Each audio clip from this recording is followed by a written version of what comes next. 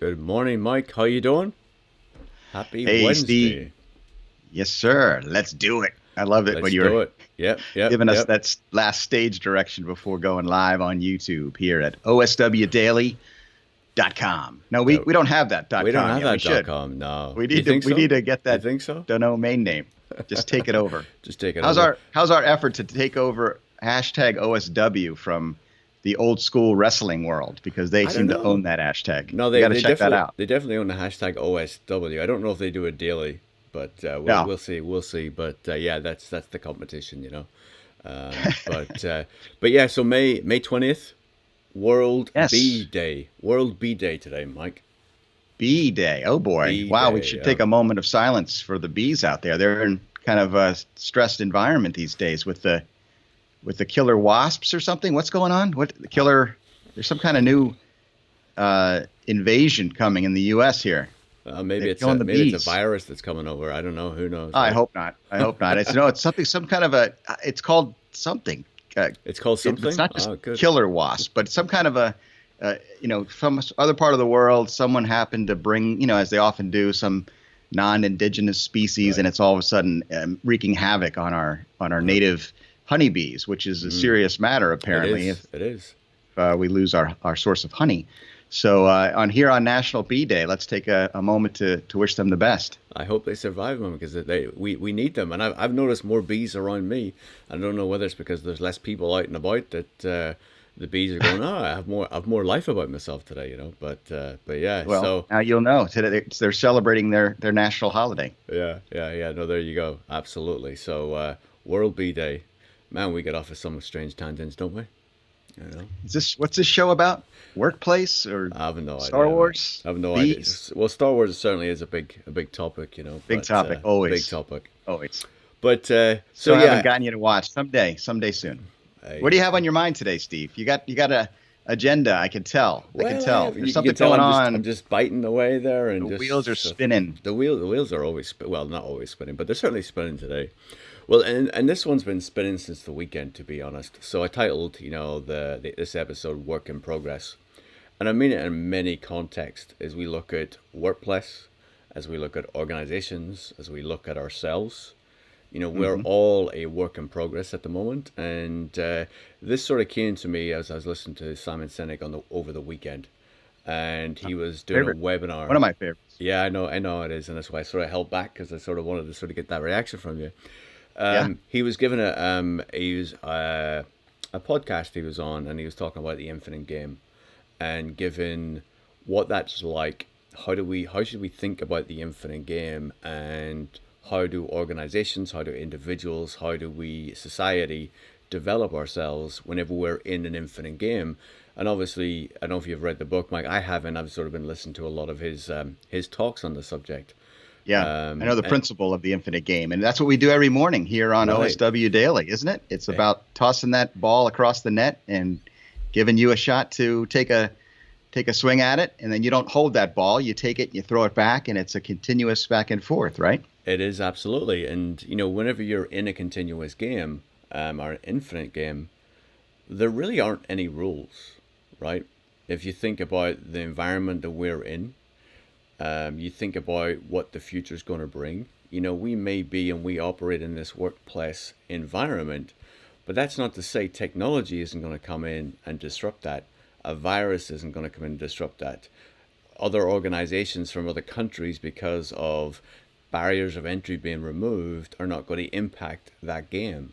So as we Hmm. think about the organizations that we represent and we work for, or we think about the workplace community as a whole, as we think about us individually and what we need to do to be able to continue to play in this game, it's a really interesting mindset to put into your head. And I love it.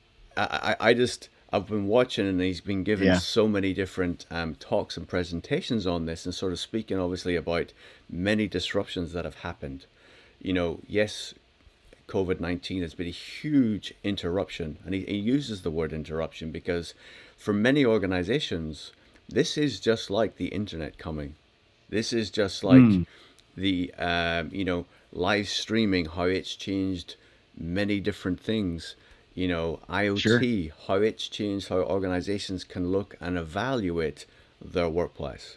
And COVID-19 is just another interruption from this. There will be some businesses and some things that just fall away, but there will be new things. And as we play this continuous infinite game, what can we do for our organizations? And then what can we do as individuals to ensure we can continue to play? So that's sort Isn't of that where I was interesting? coming from, a work in progress, you know? Yeah. No, I'm so glad you brought this up because I have not yet thought of it in these terms, but that's exactly what we're dealing with. And it's something I've talked about all the time in recent years about innovation and disruption and technology. And it's a constant motion. And you as an individual have to be constantly thinking ahead and upskilling and learning new things and being an innovator, right? My first show was called Mm-hmm. Be an FM Innovator. Now I talk about being a workplace innovator. I love this. So, Steve, you're putting clarity to the concepts around things I've always been comfortable talking about, but now framing it in this COVID existence. And that's something I think that the big shift for me mentally, mindset wise, happened about 2 weeks ago as I hit that digital wall. I was really in a bad spot.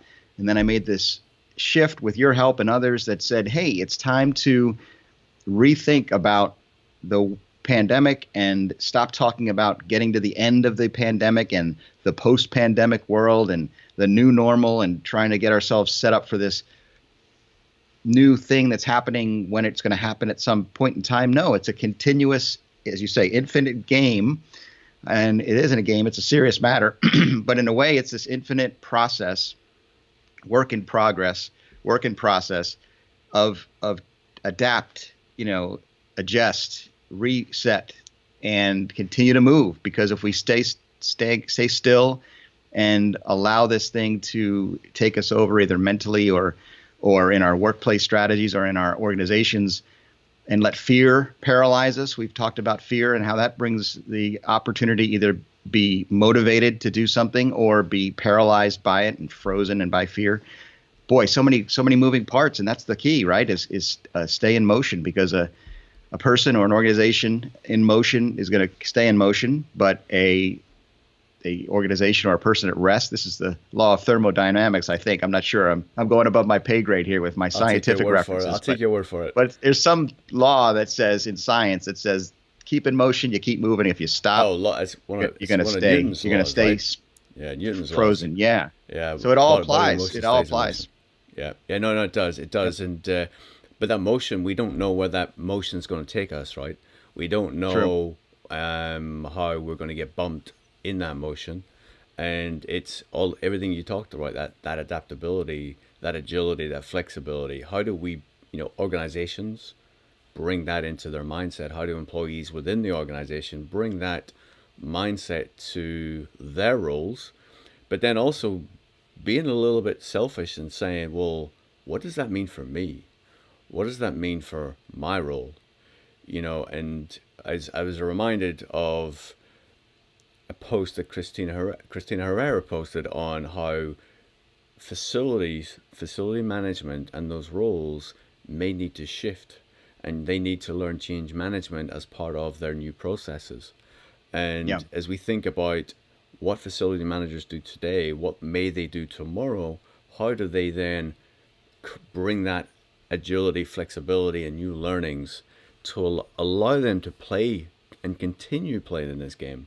Because whenever Hmm. you have that concept in your head, it's such a fantastic way to allow you to you sort of feel, okay, I'm in a game. And when you're in a game, you just feel different about your approach, your mentality, your mindset, just everything. And I just find it really refreshing to think about it in that way. We're reminded every day on LinkedIn about many organizations who are releasing people today, right? For many scopes and many different types of jobs. I saw headlines there that this morning, Airbnb, Uber, PwC, just to name a few. There are plenty, and I'm not just calling out companies for any particular reason. It's just sort of to share and provide a baseline. But as these organizations go, and I look at some of the jobs that these individuals have been doing, they're a wide gambit. Digital workplace, facility managers, all these different things that are just taking place.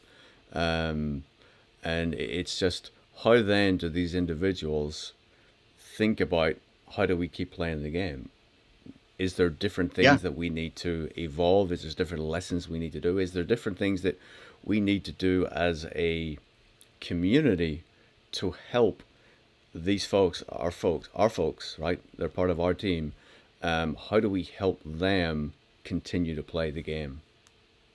Yeah, it's so important, and it is a good time. This type of crisis is a time for us to reflect, evaluate ourselves. A little self-examination is always a good thing, right? Not too Mm-hmm. much. We don't want to become focused on ourselves, but certainly understanding what our strengths are, what our experiences have brought us, because it may change. The needs in the marketplace are changing. There's clearly an indication, as you just listed off, all those companies letting go of people, and the evolution of the role of facility management, as Christina has mentioned, is something I've always been talking about. But I also say, hey, you've got this incredible opportunity, FMs and whoever you are, workplace leaders of all different types.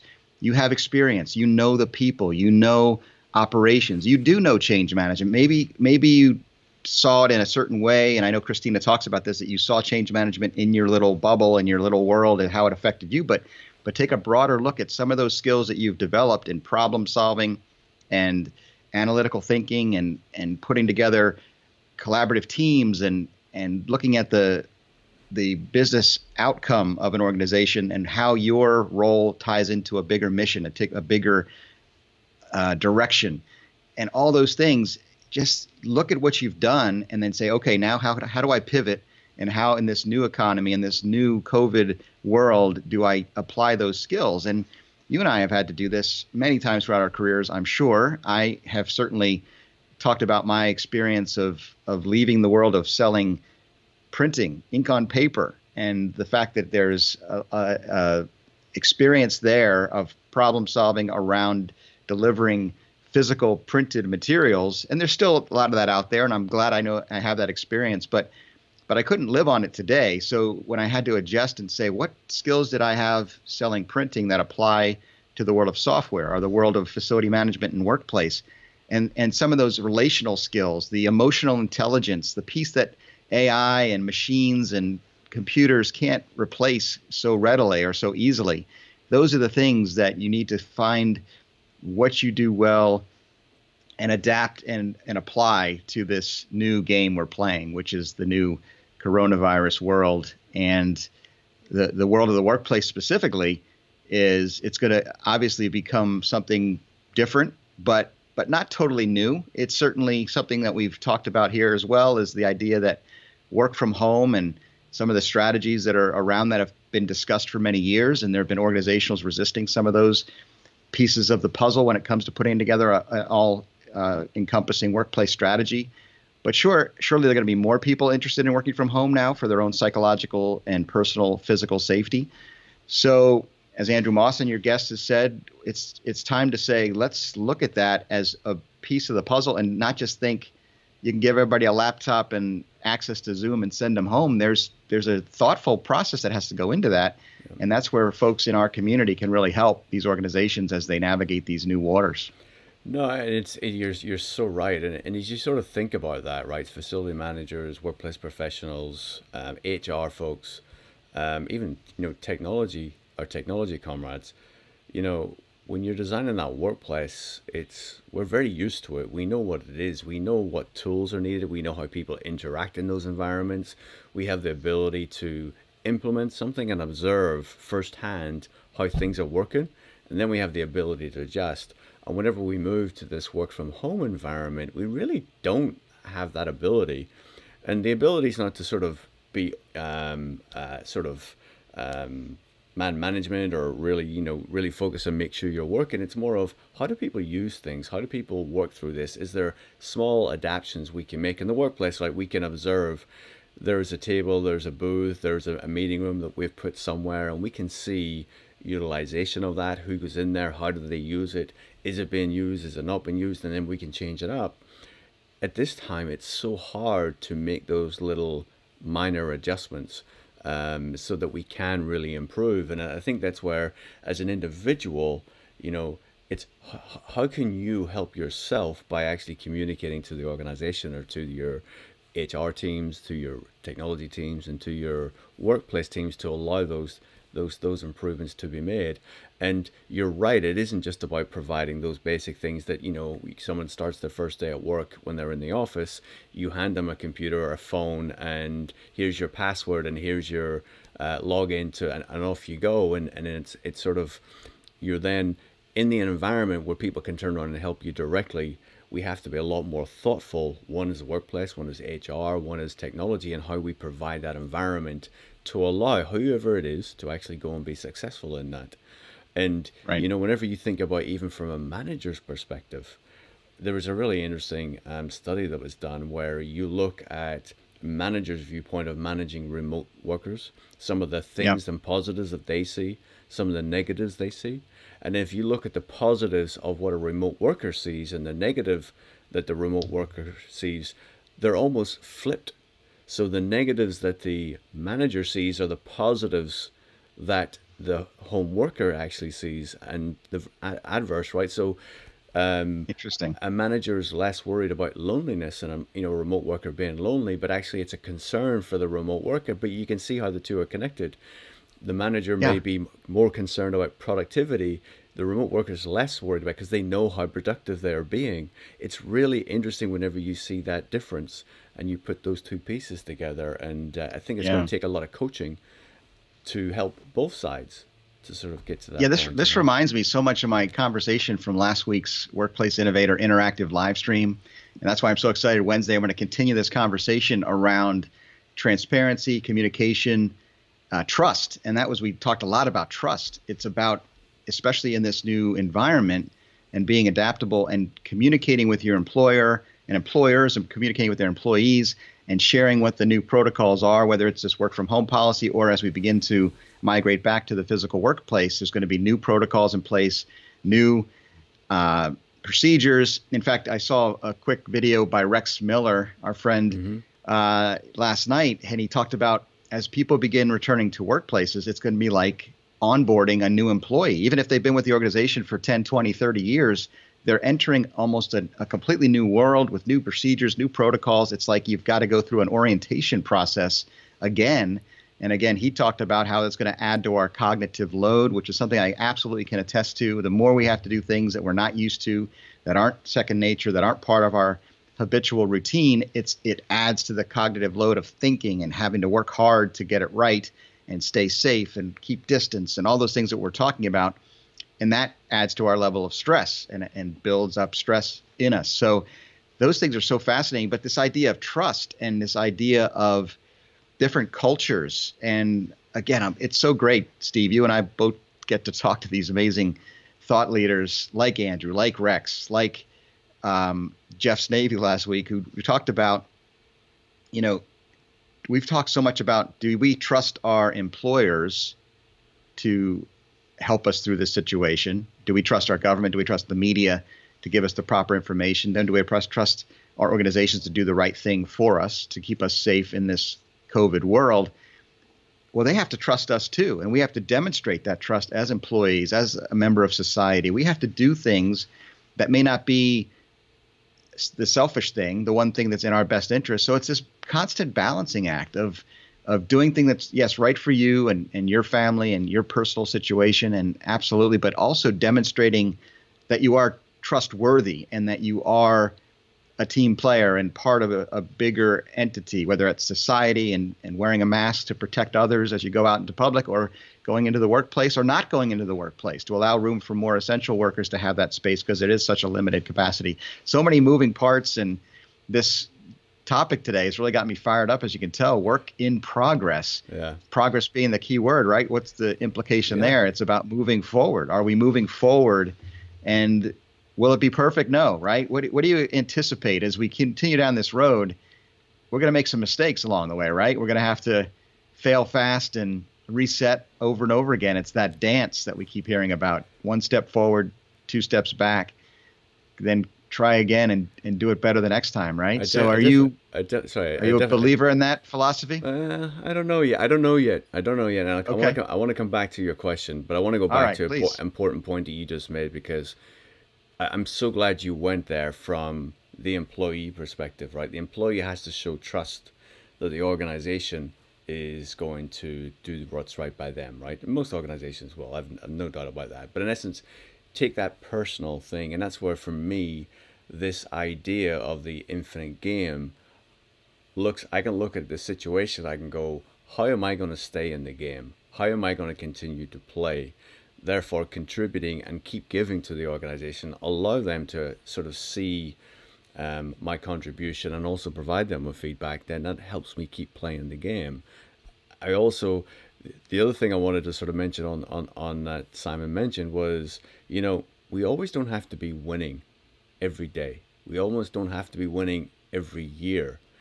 But in essence, what we need to be doing is continually monitoring what is the game, how have the rules changed, how are things adapting, and how do we therefore then educate and improve ourselves so we can keep continuing to play. Things are going to be changing, so we got to keep going. We got to keep going, and we got to keep going. We got to keep learning, developing. So I just wanted to go back to that point because Yeah. it's such What a if you don't great. like the rules? What if you don't like the rules? Well, Like, well, let's talk about contact tracing and privacy and some of those technology issues. yeah, yeah. No, no. Those are all great points, and that becomes a very interesting topic that when we've talked about. I'm happy to go there again if you'd like to go there. But No, but it's part of this whole moving puzzle, the game, continuous yeah, motion, yeah.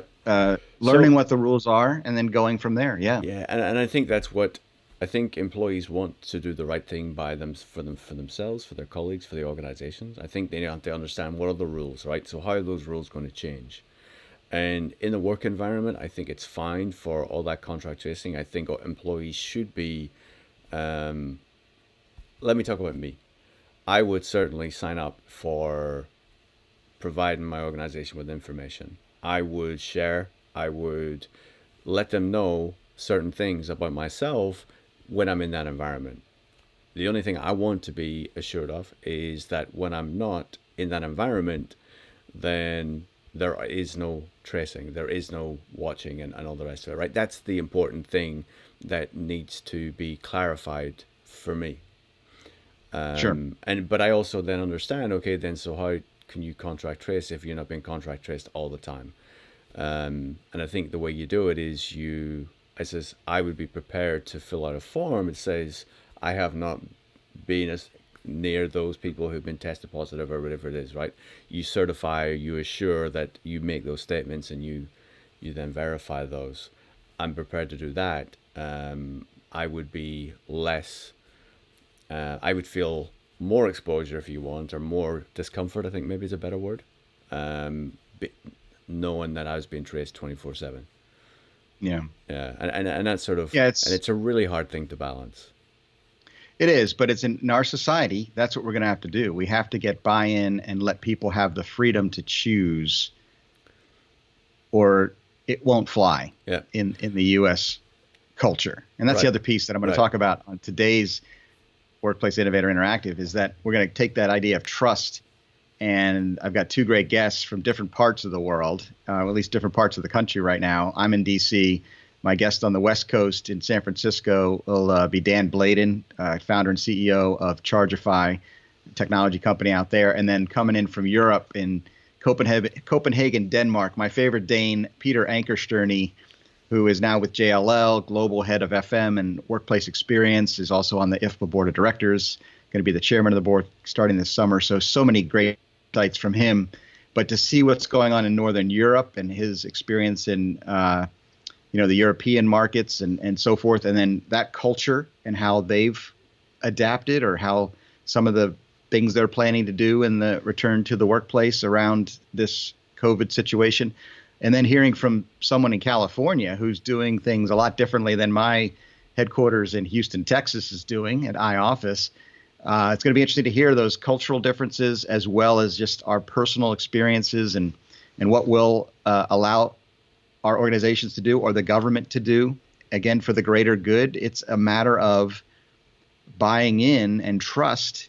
And there's so many factors that go into how we as individuals will deal with that. I do worry that those who have become cynical, and I'm certainly one of them many times, about the motivations behind data gathering and the use of some of the tools that are out there right now to potentially grab power governmentally and so forth. Some of those things that are happening are also a concern to me, even though I take very seriously the need for public health policies that protect as many people as possible. So yeah, finding that balance in the workplace as well as the broader society is going to be an interesting one to watch in the coming months and years as we navigate. But it's going to require individuals to make choices, and it's going to require organizations to make decisions, and their culture will drive a lot of that. If you had a good culture before, a transparent one, one where you felt as an employee the trust in your leadership and your team to be vulnerable and share information, share feelings, things around comfort level and fear and all those things we've discussed many times here, you'll go more smoothly into this new frontier.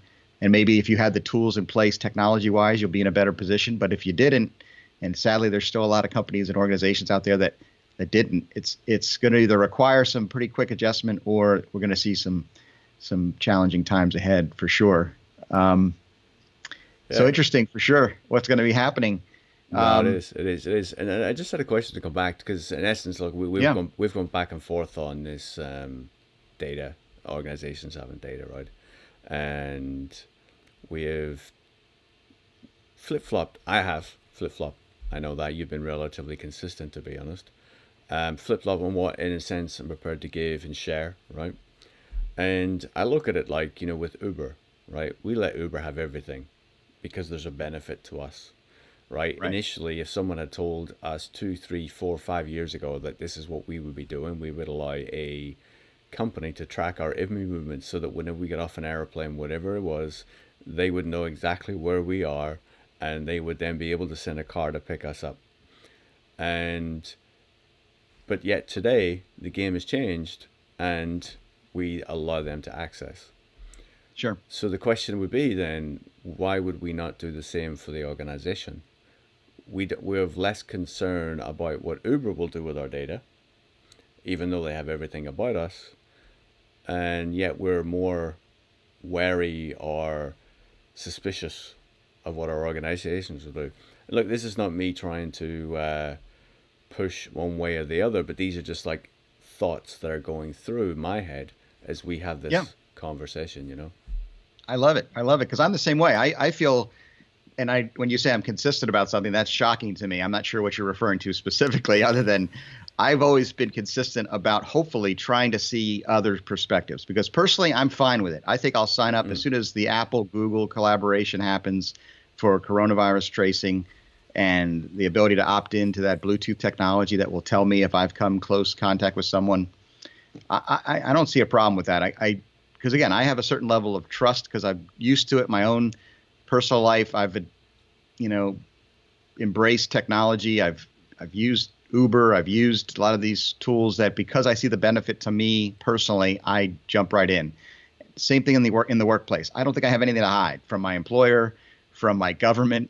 And that's, some people say, is a dangerous attitude. You've got to be more cautious. You've got to be more careful. So I'm aware of the downsides, and I'm not going to blindly go forward with any and all requests for data. So, I have to catch myself sometimes, because you put a new app on your phone, or you go to a new restaurant and they want you to sign up for their rewards club, or just to place an order for one time. They ask all this information. It's like, you don't need that. You don't need that. So we all have to make those individual choices. But that's the key. In the U.S. and Europe, individuals get to make those choices. In other parts of the country where, yes, they've seen a lot of success locking down this virus and keeping it contained, it's because they have, again, draconian measures they put into place that allow them to do things that we just would not tolerate. So we have a unique problem in our democratic societies that I think we'll get through. We're certainly very good at it, and we just have to do a really good job of explaining, as you said, what's the benefit? Why am I sharing this information with you? What do I get out of it? And I think if people are given that information clearly and transparently with trust, we'll be in a good place. No, I agree with you. I agree with you. Well, thanks you for the great chat this morning. That was an interesting conversation. Is it over already? It's over already. I thought we just started. I know, it feels like it, right? I'm all fired up. It's Wednesday, and I've got my coffee, and this has been great, Steve. So thank you. It's been good. Thank you, mate. I appreciate it. Chat to you again tomorrow. All right, take care.